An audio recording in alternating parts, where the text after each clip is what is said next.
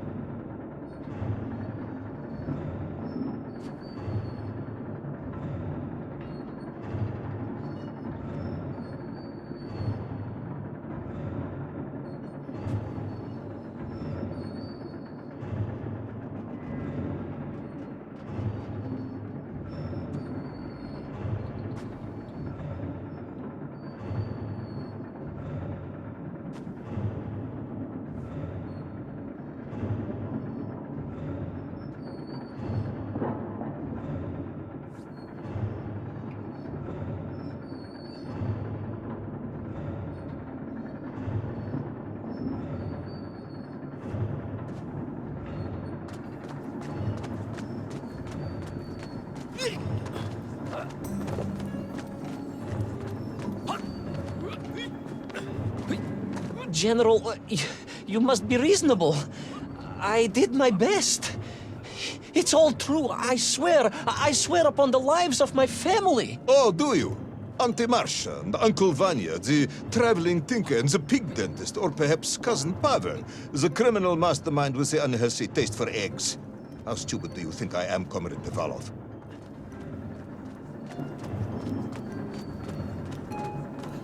Subdayu, it is all true. Maybe your toy maker, or was it watchmaker, father, who apparently taught you all he knew, despite being killed when you were less than 5 years old. I was a fast learner?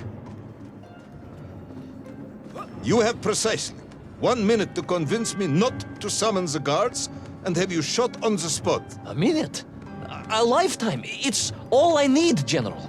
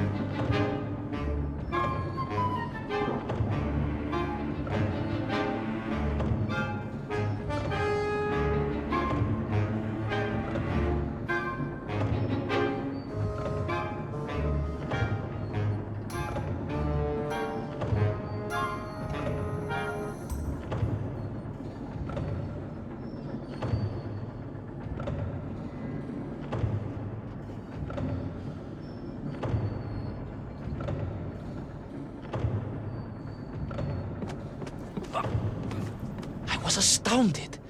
My father, I told you, I think I told you, he was a toy maker, and he often played with clockwork parts. Tavares. But this made all those childhood wonders pale into insignificance. And it was fortunate indeed that my uncle... Vanya, it's a big dentist? No, my other uncle,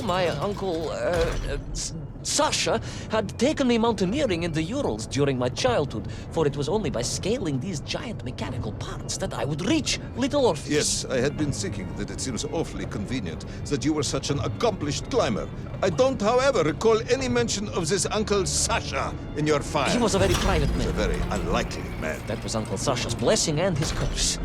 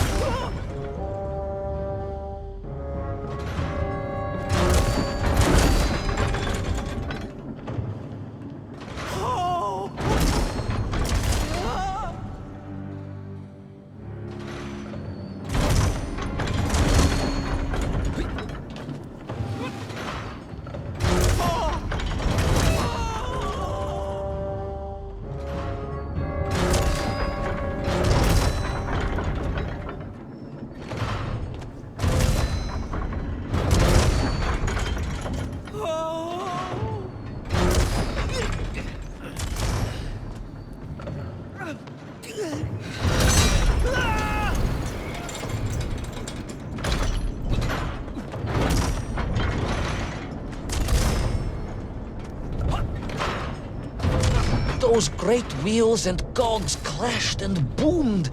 The vast hands of all time crunching forever and ever around. Ivan Ivanovich. Pendulums and springs and great big wheels and tiny little wheels. Tavarish Privalov, stop! Though at least the Menkf were not here, especially as they seemed to infest the world below the surface. Menkf everywhere. Menkf. Many Menkf. Menkf aplenty. Menkf. You are a bambling. Comrade, enough.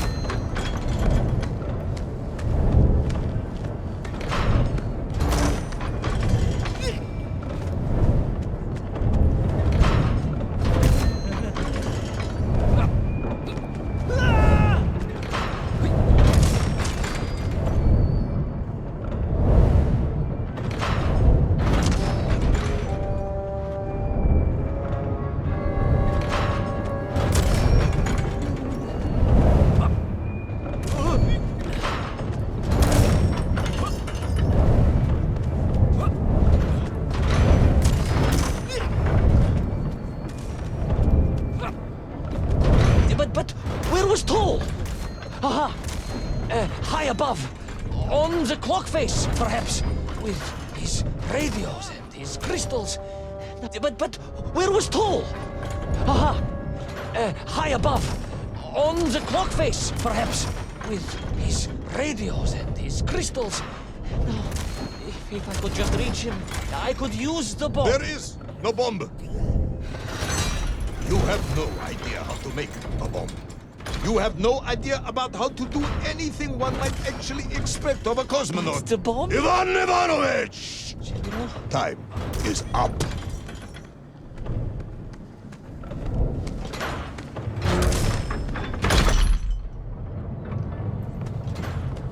Stop talking, Tavarish. You don't know what happens next. It is obvious. You've done very well. I applaud you for your efforts and your story. It is a wonderful tale, Comrade Privalov. I have enjoyed it immensely. But every story needs an ending. And it is clear yours does not have one. I just need more time. I think that even if I gave you all the time in the world, it would not be enough. No, General. I can do this. That is, I remember what happens next. I just need to catch my breath and compose myself. We both know how this story ends, comrade. But little Orpheus, you haven't heard what happened. We will find out soon enough. You will be executed, and another expedition will be sent. No, you cannot. You cannot. We must never go back. You don't understand.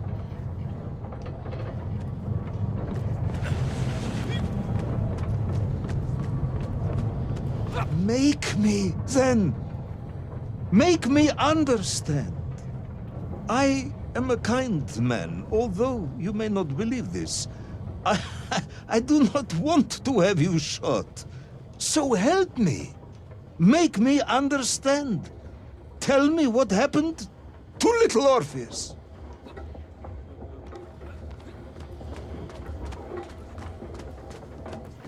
It was. Ivan Ivanovich? It was. It was. No. I'm sorry, General. I'm sorry, I have no idea. You are right. I simply cannot think what happened next. It's just a blank, General. There's nothing there. I am very tired, you see. Comrade Privalov. Ivan. You're right. It's over, General. Perhaps you would be so kind as to write to my mother for me. Of course I will. You are a kind man, as you have said. And, General, Yes, Ivan. was it a good story? Oh, yes. It was an excellent story. Thank you, General. I am just sorry I couldn't give you an ending. Unless... General? Quiet, Tovarish. I am thinking. Unless... I seem to remember that there were many problems with little Orpheus during production. General? Problems with the casing around the atomic battery. Concerns. Concerns, General? Yes, concerns. Unlikely though that might be. Yeah, it seems if I remember that it failed to secure properly. A sharp blow could spring the hatch and expose the fragile casing of the bomb to any would-be vandal.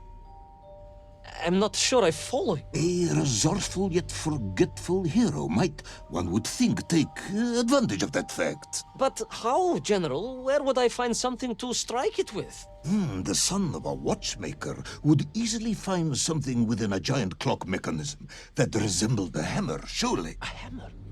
Why, yes, General. I do remember now. I grasped the hammer-shaped thingamabob. Let's just agree it was a hammer, Ivan. Yes, of course. Let's do that. I recovered my senses, shook my head, and looked about me. In my distracted stupor, I had climbed further up the tower than I ever thought possible. In front of me was the clock face, and I gazed out through it at the sheer expanse of history.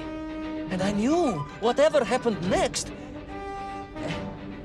happened next? The hand of destiny had fallen upon your shoulder. Yes! It had. And what an extraordinary hand it was.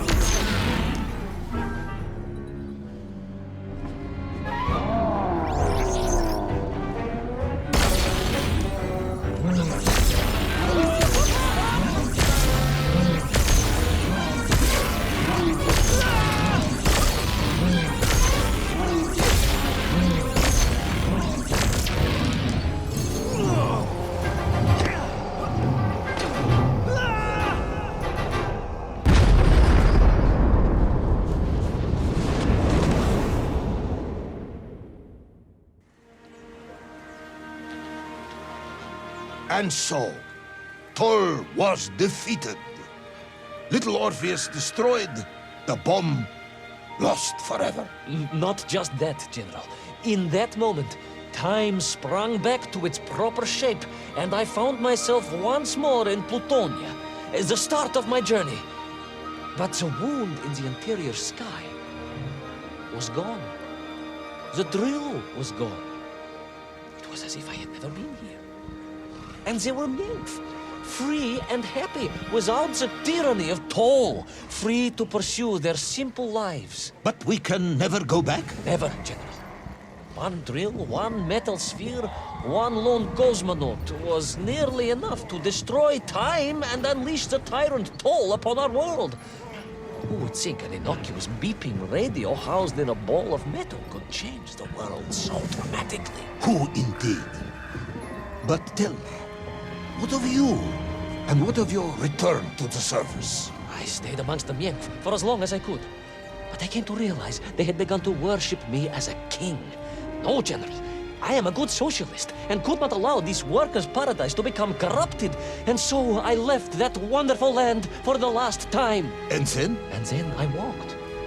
For 2 years I wandered, always looking for a way home, through lands and worlds almost beyond imagination.